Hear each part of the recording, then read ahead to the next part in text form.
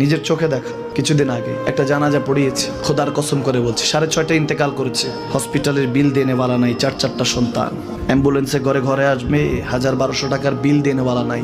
কি বুঝলেন? ক্ষণস্থায়ী দুনিয়া।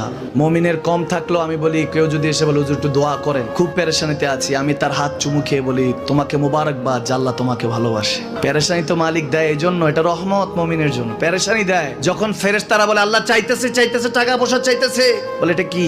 বলে ফাসেক, দে বিদায় কর। তার চাওয়া চেয়ে বিরক্ত লাগে, বিদায় কর, কি লাগে দে। মমিন যখন চাইতে থাকে আল্লাহ আমাকে কিছু লাগবে, যখন একটু করে চায় আমার মাটাকে সুস্থ করে দাও, বাবাটাকে আল্লাহ আমার স্ত্রীকে, আমার আমাকে একটু তৌফিক দাও, চাইতে থাকে মমিন। আল্লাহ বলে যখন ফেরেশতারা দেখে মমিন চাচ্ছে, দেরি করতে পারে না, তাড়াতাড়ি খাজানা নিয়ে দিতে নেবে, আল্লাহ বলে রাখোস না, এত তাড়াহুড়া কিসে? তার চাওয়ার মধ্যে তো প্রেম আছে, একটু চাইতে দেস না।